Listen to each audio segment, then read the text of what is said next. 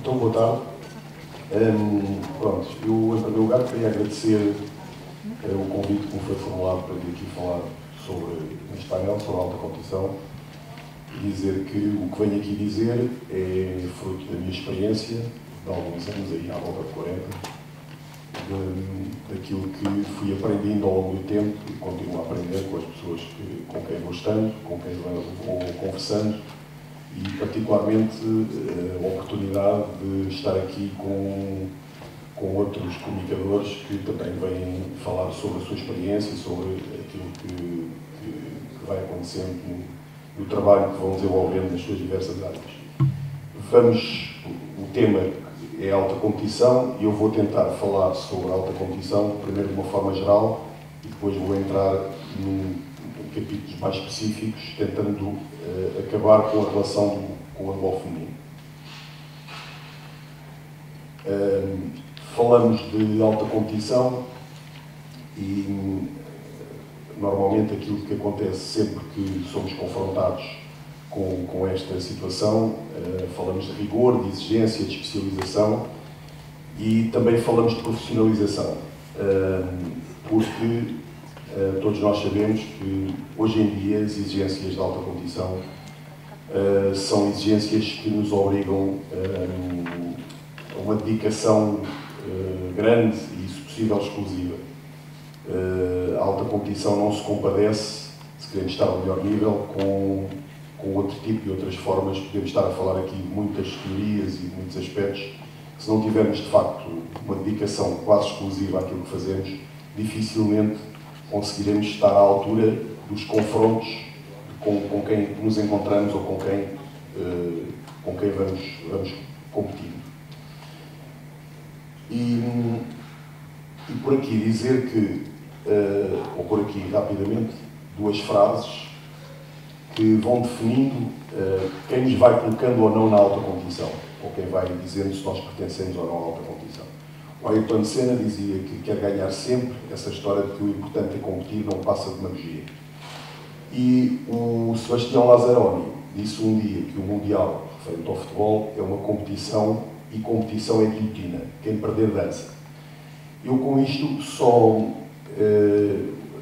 voltando um bocadinho à questão da alta competição anterior, hoje até o termo alta competição há muita gente que diz que já não se aplica, é alto rendimento. Mas isso significa que estarmos ou não na alta competição não é por nós dizermos que pertencemos à alta competição que lá estamos. São os outros que nos colocam lá, ou então aquilo que conseguimos fazer em relação à opinião que está generalizada. E é evidente que isto está relacionado com o que eu disse anteriormente. Portanto, eu penso que, de facto, a questão da dedicação e daquilo que temos, das capacidades, do desenvolvimento das nossas capacidades para estarmos lá, acaba por ser determinante, se tivermos em consideração que estes aspectos ou estas afirmações que aqui pus. Portanto, caminhando para aqui, o que é que acontece hoje no caminho para a alta competição? Que é um facto é que se treina mais, ou treina-se muito mais, e supostamente com mais qualidade. E eu pus aqui este supostamente com mais qualidade pela seguinte questão, ou pela seguinte razão. Treinar mais já é muito importante. E houve fenómenos de desenvolvimento que acontecem quase de uma forma natural. Basta muitas vezes, quem anda há tantos anos nisto como eu, ou há alguns anos nisto, basta às vezes conseguirmos fazer um bocadinho mais, ou treinar mais do que aquilo que fazemos, mesmo que esse trabalho não tenha a suposta qualidade, obtém-se resultados. Mas se conseguirmos perceber e tentar ter a inteligência necessária e a capacidade necessária e a disponibilidade necessária para melhorarmos a qualidade daquilo que fazemos, então talvez nós consigamos ter mais capacidade no que vamos desenvolver. Portanto, treina-se mais e aqui treina-se mais e com elevada importância psicológica. Portanto, muita gente, inclusive, atribui ao fator psicológico se calhar aquilo que é mais determinante, ou dos fatores mais determinantes do sucesso da alta competição. Isto porque, de facto, o fator psicológico acaba por ter um peso de decisão em momentos chaves, e nós temos toda essa experiência dos atletas que vamos treinando ao longo do tempo, daqueles que nos momentos decisivos são capazes de decidir coisas. Decidir acontece sempre, bem ou mal, é a diferença. Mas na relação com a equipa, naquilo que o treinador é capaz de fazer, há que motivar, potenciar, unir naquilo que o treinador é capaz de fazer, porque há especialistas que dominam estas áreas como o treinador não domina. E eu também vou falar dessas situações, eu embora queira ter a ideia de que o treinador tem que dominar, pelo menos de uma forma genérica, e ser capaz de liderar todos os processos. Planifica-se e periodiza-se. Já houve aqui há pouco uma intervenção do colega que falou sobre planificação e sobre periodização. E, de facto, o treinador tem que saber planificar, tem que saber periodizar, tem que saber planificar a sua época, saber onde é que estão os seus pontos altos, saber preparar a sua equipa ao longo do tempo para isso e periodizar. Aliás, até apareceu ali, de uma forma curiosa, a questão da periodização, com o Vítor Frade como sendo o pai do processo de periodização tática. Tinha a ver exatamente com como é que se periodiza ou como é que se trabalha em diversos períodos aquilo que nós queremos passar à nossa equipa em termos dos diversos períodos do treino. Estabelecem-se programas de cargas. Também tem a ver com as diversas teorias que foram aqui apresentadas.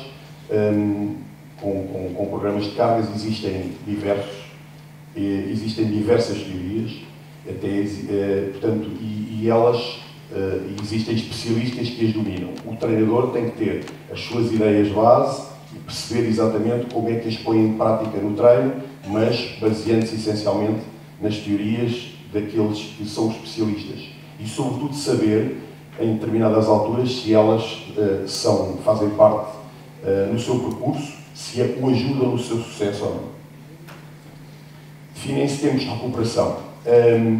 Uma das questões que tem a ver por exemplo, com o trabalho de cargas, ou aquilo que fazemos, o colega também falou disso há pouco. Para mim tem muita importância a questão de nós termos a capacidade de observar, ou quando planificamos, no sentido de querer que a nossa equipa atinja um momento alto de forma numa dada altura, consiga estar no máximo nessa altura, conciliando já estes fatores todos.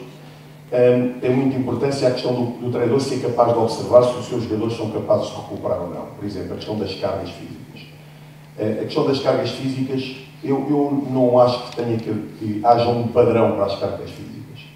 Acho fundamental que se trabalhe as cargas físicas, ao nível da alta competição, que haja trabalho de força, dependendo da altura da época que se faça ou força explosiva ou força resistência, portanto, dentro dessa perspectiva, mas é importantíssimo que o treinador saiba que há atletas seus que têm os hábitos adquiridos, foi falado aqui, apresentado um plano de uma base de como é que ao longo do tempo isso se pode fazer. É importante que o treinador saiba observar se o seu atleta vai ser capaz de recuperar da carga física que fez. Aliás, há exemplos que nós conhecemos de jogadores que, por exemplo, no próprio dia do treino, fazem sessão de musculação. Portanto, depende se vai ser capaz de recuperar e se ele se sente confortável e se o treinador é capaz de observar se a recuperação dele é total para estar no máximo de rendimento que ele pretende. Estabelecem-se planos alimentares. Hoje é fundamental o apoio ao nível de alta competição de alguém que consiga estabelecer regras alimentares, modificar os hábitos alimentares dos atletas. Isto porque muitos de nós temos aquele hábito de, quando vamos para a competição, quando entramos em estágio, estabelecemos uma série de regras alimentares que não fazem parte dos hábitos dos atletas. Eu não sou contra, por uma questão de disciplina, por uma questão psicológica, por essas questões todas, mas acho que ou o atleta é capaz de modificar os seus hábitos alimentares e conseguir ter uma alimentação mais cuidada, de modo a que o seu rendimento competitivo tenha de facto repercussão através desse aspecto, ou que contribua para isso, ou então há que estabelecer algumas regras, naturalmente, mas elas não são determinantes. Mas também existem especialistas para trabalhar nestas áreas.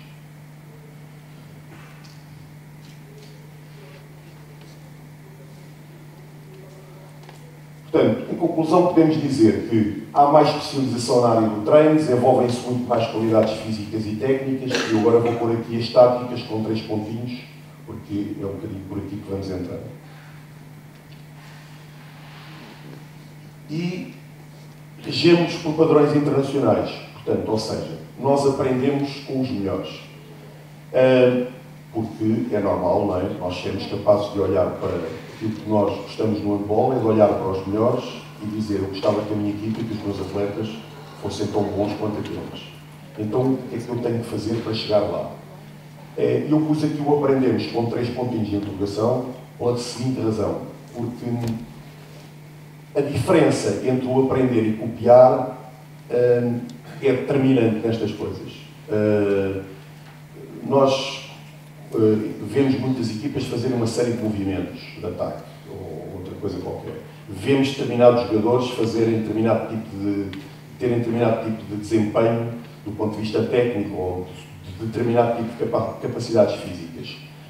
E esses são os melhores, são os nossos modelos, não há dúvida nenhuma sobre isso. Agora, a questão é, ou copiamos isso, isto é exatamente como quando vamos a uma ação qualquer de treinadores e nós nos preocupamos com uma série de exercícios que são ali apresentados, transferimos esses exercícios para o nosso treino.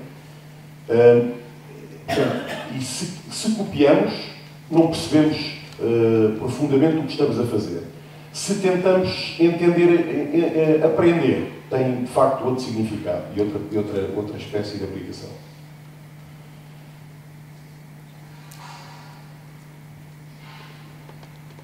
Portanto, aqui vou tentar agora falar um bocadinho sobre o desenvolvimento da nossa modalidade e sobre aquilo que eu penso que tem mudado ao longo dos tempos.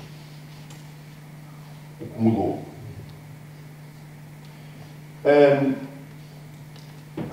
Vamos falar de uma forma sobre quase todas estas questões, mas o que hoje mudou fundamentalmente no jogo, há 3 aspectos fundamentais que mudaram o jogo. Na minha ótica, há 3 mudanças de regras que mudaram completamente o jogo. A questão da falta do atacante, do jogo passivo e da reposição de bola.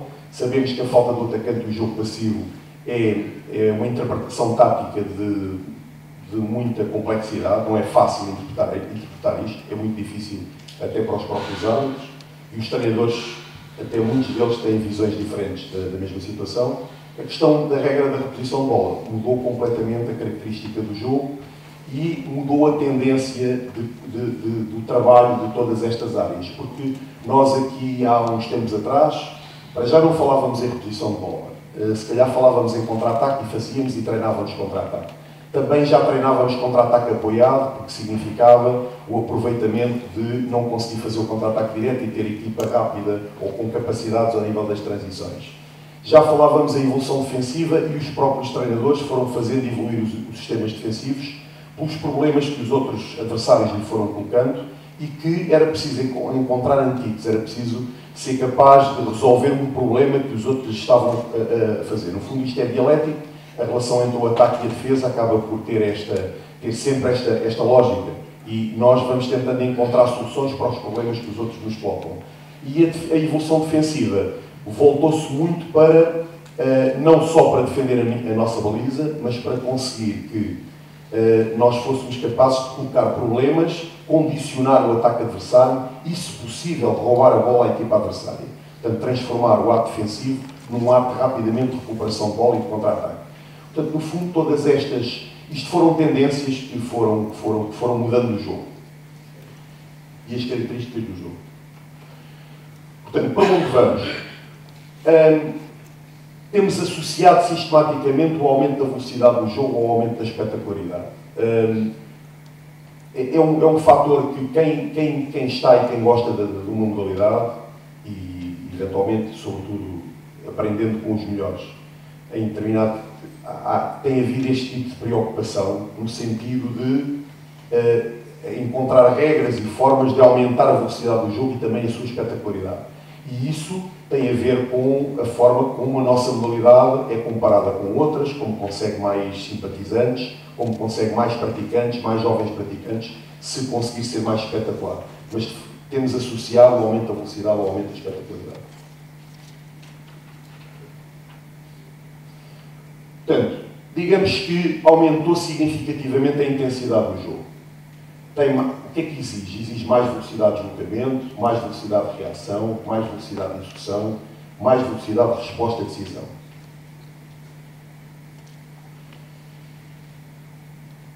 vou voltar aqui só um pouquinho atrás. Portanto, ou seja, há aqui uma série de fatores relacionados com a intensidade do jogo que nos obrigaram a trabalhar com os nossos atletas a evolução de todas estas capacidades, sobretudo ao nível da velocidade destes fatores, e eu coloquei aqui na última hipótese, na última situação, mais velocidade de resposta de decisão, onde vou centrar um bocadinho mais agora a nossa análise. Qual é o conceito dominante atual? O conceito dominante atual, e ainda há bocadinho se falou aqui falou-se, por exemplo, em periodização tática, mas esse conceito atual, exatamente por ser da periodização tática, o que é que queremos sempre? Queremos sempre que desenvolver as capacidades de inteligência tática nos nossos jogadores e queremos que eles melhorem sistematicamente a tomada de decisão. E essa tomada de decisão não é, ou este tipo de eficácia não é só conseguir analisar através das análises estatísticas que nos ajudam, mas sobretudo através da capacidade que o treinador tem de perceber se aquilo que está, para onde fez evoluir as coisas, ou na sua priorização de evolução dos seus atletas, se esta inteligência tática e a tomada de decisão vai melhorando. Há jogadores que não tendo a mesma velocidade de execução, a mesma velocidade de reação e outro tipo de capacidades, vão tomando decisões mais acertadas e nós acabamos sistematicamente por optar por esses em detrimento dos outros. E isso tem apenas a ver com o quê? Com a eficácia, com a capacidade, no fundo, da nossa equipa ser cada vez mais eficaz. É esse o nosso objetivo. Portanto, vamos entrar nas particularidades que me dão mais particular ou mais interesse em falar, onde gosto mais de entrar, nas questões relacionadas com as diversas componentes do jogo. E tem-se falado aqui, falou-se aqui de defesa, gostei particularmente daquilo que se disse aqui hoje, até hoje aqui na defesa, na parte da manhã, mas o colega Juan Anton falou aqui numa série de princípios que têm alterado o sistema defensivo. As questões que têm a ver com os sistemas defensivos hoje funcionam de facto quase como uma forma de nós comunicarmos. Os nossos atletas têm que ter princípios básicos estabelecidos para saber se defendem, em que base é que defendem. Mas sabemos que esses sistemas defensivos estão sistematicamente a ser alterados. Então, na defesa, voltamos à mesma questão anterior. O que é que se tem que desenvolver fundamentalmente? Inteligência tática, tomada de decisão.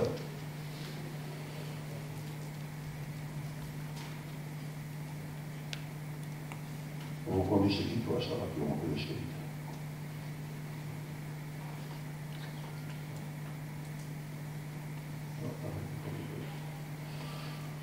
Ok. Deixa eu ver se está aqui a discussão.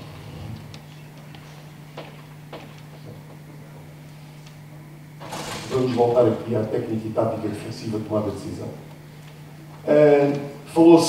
O Rolando falou aqui há bocadinho uma série de princípios que se aplicam no conceito daquilo que é que nós acreditamos e que achamos base, mas há uma questão que é fundamental, que está relacionada com a tática e com a tomada de decisão. Não há tática sem técnica.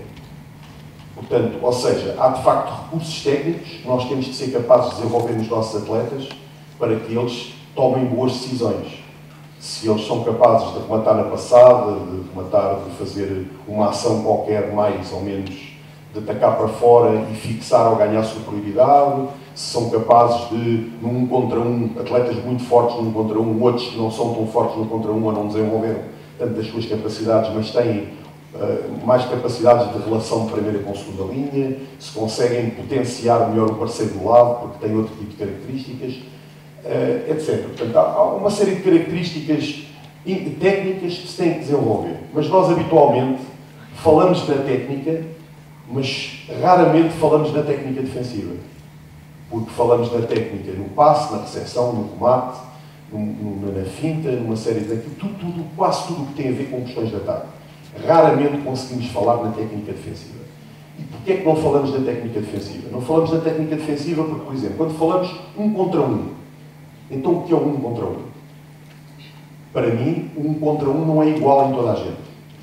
Se eu tiver um jogador deste tamanho, as suas capacidades de 1 contra 1 não são iguais a um jogador de 2 metros. Um jogador de 2 metros tem muito menos capacidade de mobilidade, tem muito menos mobilidade, portanto não posso exigir, nem posso ensinar exatamente o mesmo que ensino na formação ensino igual. Estamos aqui a falar a um determinado nível de alta competição. A lógica não é igual. A lógica de um jogador grande não é igual à lógica de um jogador pequeno. Um jogador pequeno é muito mais rápido, em princípio, tem muito mais capacidade de deslocamento, tem muito mais capacidades reativas, o seu espaço pode defender num espaço maior. O jogador grande tem espaços mais pequenos, tem que ter outro tipo de comportamentos, tem que ter outro tipo de capacidades desenvolvidas. Mas ainda há outro fator ao nível de 1 contra 1. Ok, eu tenho que saber defender 1 contra 1 num espaço reduzido, ou tenho que conseguir defender 1 contra 1, às vezes. O que é que eu quero dizer com isto? Quer dizer, ver se consigo passar a ideia. O jogo não se desenvolve de uma forma estática, nós sabemos todos isso, não é? Portanto, eu muitas vezes o meu jogador não consegue encurtar o espaço como seria desejável. Se eu conseguir encurtar o espaço a tirar a iniciativa total ao atacante, é uma forma de encurtar o espaço. Se eu não conseguir chegar lá, eu também vou ter que me aguentar com ele. E se eu ficar atrás, porque não tive tempo, por um motivo qualquer, que aconteceu no jogo, eu também vou ter de defender 1 contra 1, ou utilizar as minhas armas, as minhas capacidades possíveis, para anular aquilo que vai acontecer. Portanto, eu não posso eu tenho que utilizar diversos processos, basta pensar um pouco nisso, de defesa de 1 contra 1 para poder defender. Agora, eu não posso continuar a ensinar os meus atletas a defender 1 contra 1, se nós falamos na importância de 1 contra 1, e já vamos falar do encurtamento de espaços. Por exemplo, isto é uma coisa que a mim me faz uma certa confusão à cabeça, é continuar a fazer controle defensivo. O controle defensivo pode existir, ajuda, mas nas minhas regras, o 1 contra 1 tem a ver com os meus apoios. Já houve várias teorias que foram desenvolvidas a esse nível. Aquilo que eu penso ao nível da regra dos apoios é que se eu tenho que ter capacidade de reação em função da ação do parceiro. Se é um ato de remate, se calhar eu tenho que ter contacto e tenho que ir, se possível, à zona de controle. Mas se eu consigo antes reagir de modo a estar predisposto para a sua reação, essa é a situação ideal. Portanto, eu tenho que treinar situações destas, de modo a melhorar as capacidades dos meus atletas no 1 contra 1. Eu não vou treinar. Já houve a teoria do controlar, que primeiro era aqui, puxava-se para baixo, depois ia-se, ou era ao contrário, já não me recordo. Primeiro era aqui, depois era aqui, puxava-se para baixo. E havia a teoria do agarrar. Inclusive, há treinadores, já se falou nisso aqui também, que anulam os movimentos dos atacantes agarrando. Há outros treinadores que sistematicamente dizem parar o ataque, portanto, na situação de agarrar. Isso é uma situação de recurso, na minha opinião, já vou dizer porquê. Porque, no fundo, é uma forma de eu conseguir anular um determinado tipo de objetivo que a equipa adversária vai colocar à minha frente. Ou que o adversário está a colocar à frente do meu atleta. Mas eu tenho que conseguir desenvolver as capacidades de 1 contra 1 sem falta. Se eu quero recuperar a bola, se eu quero condicionar o remate do adversário, se eu tenho que conseguir desenvolver a inteligência tática dos meus atletas, no sentido de eles perceberem o jogo, de modo a ele perceber quando é que o adversário deles está condicionado, muito condicionado, para ir para a concretização. E não sistematicamente fazer atos em que vou apenas e só tentar cortar o ataque. Isto em relação a 1 contra 1. Em relação ao encurtamento de espaços, é um fator. 1 contra 1 tem fundamentalmente a ver com a técnica. O encurtamento de espaços tem a ver com a tomada de decisão. O que é que acontece sistematicamente em relação ao encurtamento de espaços? Que há uns anos atrás chamava-se isto flutuar. E hoje ainda se ouve muito ajudar. Então, o handball feminino, isto é uma desgraça. Porquê é que é uma desgraça? É porque sistematicamente eu perco o meu adversário direto. Quando vejo o princípio da ajuda que foi vigente durante uma série de anos, é o princípio de quem não sabe defender. Porque eu preciso de ajuda. Eu estou sempre a pedir por ajuda. Portanto, eu tenho um espaço grande, tenho um adversário à frente, não me aguento com ele, ajudem-me, cheguem-se para o pé de mim. Só que se aquele adversário tem inteligência tática para soltar a bola para o lado, este que me veio ajudar já está ultrapassado. O jogo aumentou, na sua velocidade, na sua intensidade, na capacidade de variar, de variações em termos de opções ofensivas. Se eu perco o meu adversário direto, já fui. Portanto, daqui, o que é que a inteligência tática e o encurtamento de espaços nos diz? Diz que eu tenho que perceber, a ajuda existe. Eu não vou dizer que a ajuda não existe. Agora, existe dentro do princípio da inteligência tática. Eu vou ajudar quando o meu parceiro, de facto, foi ultrapassado. Ou vou ajudar no limite. Ou muitas vezes faço que vou ajudar e não o vou ajudar. Porque eu vou dissuadir, vou tentar dizer ao adversário que vou ajudar o meu parceiro para ele passar ao outro, mas eu tenho que ter tempo para chegar lá. Se eu vou ajudar cegamente, o meu adversário direto, o meu par, fica certamente sozinho. E como é que eu encurto os espaços então? Como é que eu posso ajudar? Eu fiz aqui um pequeno exemplo só de um corte de linha de passe, também se falou aqui há bocadinho, das diversas situações de corte de linha de passe, em que há aqui um segundo defensor, apareceu na posição do segundo defensor, mas que por acaso até era o ponto, apareceu ali numa situação de troca de ímpar, a cortar esta linha de passe aqui deste lado. E agora reparem, este jogador, que é um jogador grandinho, este é o portador da bola, fica com dificuldades de 1 contra 1. Ele vai ter ali muita dificuldade de 1 contra 1. Então, onde é que está a inteligência tática? Um aspecto importante ainda que queria aqui ressalvar. Tem a ver com esta linha, está aqui. Também tem a ver com o encurtamento do espaço. O que é que tem a ver com o encurtamento do espaço? Tem a ver com as linhas defensivas. Se eu subo e se o meu parceiro não tem pivô e pode subir, eu também estou a encurtar o espaço em relação ao adversário que o meu parceiro tem. Isto também é inteligência tática. Se o meu parceiro subiu e se eu não tenho oposição e ele tem ali adversário, se eu permitir que ele fique com espaços oblíquos entre mim, eu não encurto o espaço. Se eu subir, eu vou encurtar o espaço. Aquele jogador que está ali vai ter aqui uma opção chamada de inteligência tática, que é a seguinte. De facto, este jogador atacou e ele conseguiu recuar, encurtando o espaço. Ele ajudou o parceiro do lado. Foi inteligente do ponto de vista tático. A decisão que ele tomou foi certa. Ele teve a cortar a linha de passe, tentou perturbar o ataque, não conseguiu, ele foi atacar e ele recuou para encurtar o espaço.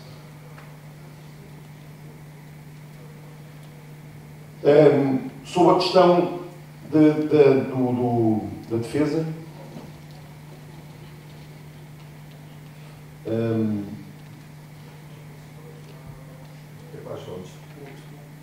força.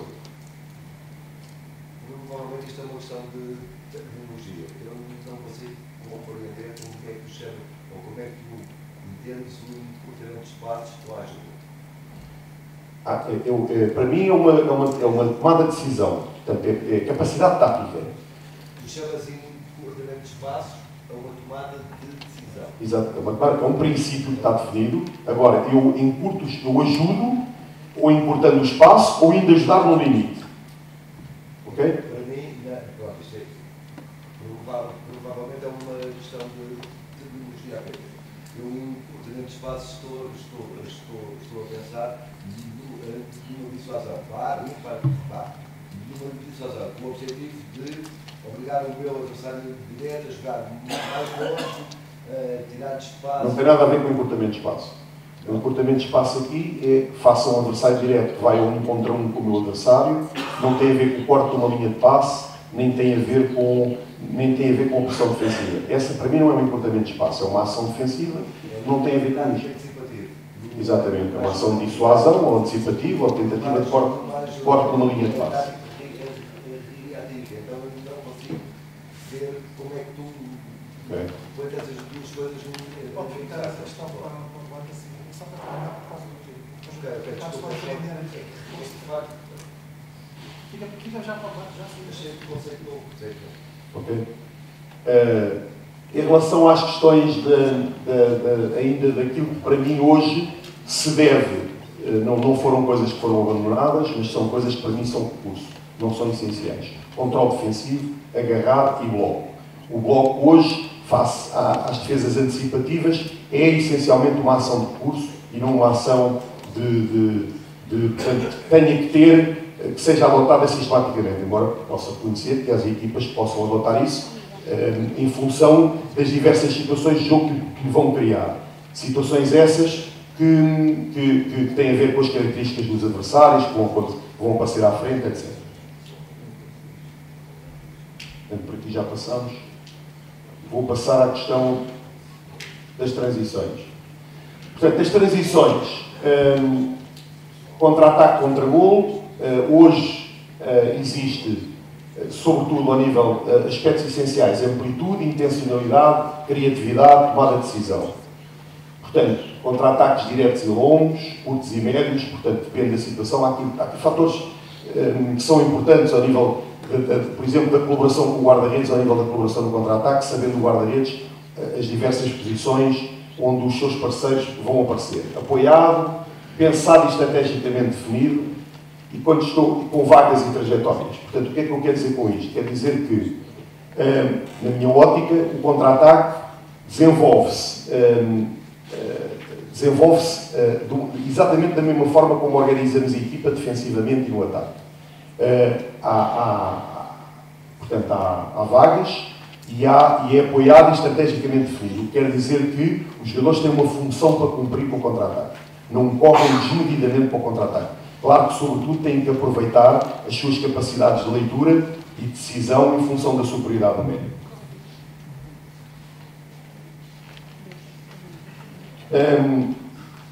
Falando de contra-ataque, só para... Ainda me falta um bocadinho.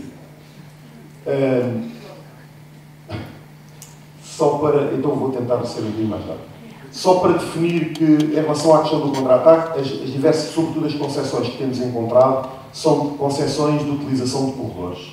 As lógicas que temos encontrado são, normalmente, concessões em que, a partir do meio, se faz a leitura da superioridade numérica nos diversos corredores, no corredor esquerdo ou no corredor direito, tentando ganhar superioridade numérica ou no meio, utilizando ali 2 contra 2, ou tentando que a decisão venha para um dos corredores, de acordo com a tomada de decisão em função da superioridade numérica. Outro tipo de concessão que existe é a concessão da colocação de 2 pivôs, portanto, com uma entrada feita para os 6 metros, criando outras zonas, tentando transformar os 3 corredores em 2, de modo a que a tomada de decisão possa ser feita ou num corredor ou no outro, com uma leitura de 3 contra 3.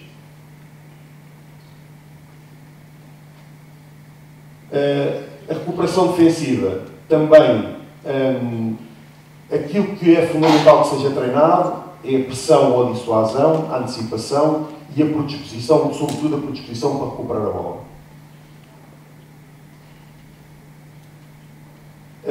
No ataque, a tendência, combinações táticas multi-opcionais e variadas, o ataque rápido, e quando falo aqui de ataque rápido, já vou falar a seguir, não vou falar. Soluções abertas e múltiplas, objetividade, com exigência perceptiva, mudanças de ritmo, variedade de recursos técnicos e táticos, a importância das capacidades físicas inerentes à velocidade e à força, à potência. Movimentações ofensivas apenas como forma de atacar globalmente e ocupar espaços. E aqui nestes 2 últimos fatores queria falar nas movimentações ofensivas apenas como forma de atacar globalmente e ocupar espaços, pela seguinte razão: muitas vezes confunde-se as movimentações ofensivas com jogadas. E aquilo que hoje a grande maioria das equipas utiliza é o movimento ofensivo para fixar a defesa ou para conseguir criar zonas mais densas na defesa adversária, de modo a aclarar o jogo nas capacidades de 1 contra 1 ou de 2 contra 2. A importância do controle do jogo tem a ver com aquilo que é hoje também muito treinado, no sentido de as nossas equipas conseguirem nas alturas, em determinadas alturas do jogo, terem a capacidade de tomar decisões relacionadas com a importância do controle do jogo. Sobre o jogo masculino e feminino portanto, a questão das diferenças. Tem-se falado ao longo dos anos na questão relacionada com se o jogo masculino e feminino é igual. E aqui penso que a conclusão é fácil de tirar: não é igual. Agora, não é igual porque as mulheres e os homens não têm as mesmas capacidades, têm capacidades diferenciadas, não são melhores nem piores, são diferentes. E há coisas que as mulheres conseguem, de facto, há uma tendência de aproximação em relação ao jogo masculino, mas há coisas que têm que ser trabalhadas e feitas de outra forma. Há aqui uma questão que é, há muitas diferenças hoje entre o handball masculino e o feminino, mas isso, na minha opinião, não é pelas diferenças, é pela forma um pouco cultural como têm vindo a ser trabalhadas. Então o que é que podemos dizer? Que o jogo masculino é mais físico e que o feminino tem mais tática coletiva. Que o jogo masculino tem mais defesa, a defesa é mais antecipativa, a defesa feminina é mais reativa. Que o masculino tem mais contra-ataque apoiado e o feminino tem mais contra-ataque direto. Que o masculino tem mais tentativas de posição de bola, o feminino é um jogo mais organizado. A recuperação defensiva é mais pressionante, a recuperação defensiva é mais direta. Portanto, com isto quer dizer que os masculinos normalmente fazem mais pressão em determinado tipo de zonas do jogo, do campo, o feminino recupera mais para os aspectos, para a sua zona defensiva. E os guarda-redes, a tendência que tem existido é que os guarda-redes dos masculinos são mais decisivos em momentos chaves do jogo, portanto a sua eficácia é mais baixa na globalidade da equipa, mas têm tido papel mais decisivo. Enquanto nos femininos, o peso percentual da eficácia do guarda-redes é superior, portanto atinge, normalmente anda na ordem dos 50%, quando é uma boa eficácia. Se há tendências para a aproximação, eu acho que existem tendências para a aproximação, e essas tendências têm a ver com, se o masculino é mais físico, o feminino tem mais capacidades para desenvolver a intensidade e a exploração do ataque rápido. Quando falo de exploração do ataque rápido, falo em relação, sobretudo, às capacidades de chegar ao ataque e tentar desenvolver uma ação rápida nesta primeira fase de ataque. A defesa é mais antecipativa no masculino, mas no feminino também pode ser. O contra-ataque apoiado, o feminino também o deve desenvolver. As posições de bola devem caminhar no mesmo sentido. A recuperação defensiva deve ser mais pressionante também. E nos guarda-redes, penso que a tendência é difícil de modificar. O handball feminino português, no contexto de alta competição internacional, como é que devemos caminhar para nos aproximarmos dessa característica que devemos potenciar? Não somos altos, não somos fortes, mas podemos ser rápidos, velozes e explosivos. E, tecnicamente, podemos melhorar a técnica defensiva. A minha opinião é que temos que melhorar obrigatoriamente. Para sermos competitivos do ponto de vista internacional, ou temos muito mais capacidades do que os outros a defender, ou nunca mais lá chegamos. E, taticamente, a tomada de decisão está associada à criatividade. Nós, portugueses, somos habitualmente caracterizados por ter características de criatividade. Somos criativos. E, se somos criativos, o criativo tem mais capacidades e mais recursos ao nível da tomada de decisão. Portanto, eu acho que é por aí que temos que ir. E a tática coletiva, os nossos movimentos, estão integrados nas nossas capacidades ou são cópias de outros modelos que pouco se identificam com as nossas capacidades e características? Este é um aspecto que nós temos que ser capazes de aprofundar em relação às nossas equipas, que é perceber se ou utilizamos modelos que os outros também fazem, movimentos que os outros também fazem, ou tentamos utilizar e potenciar as características dos jogadores que temos. Pronto, basicamente era isto que tinha para vos comentar. Obrigado.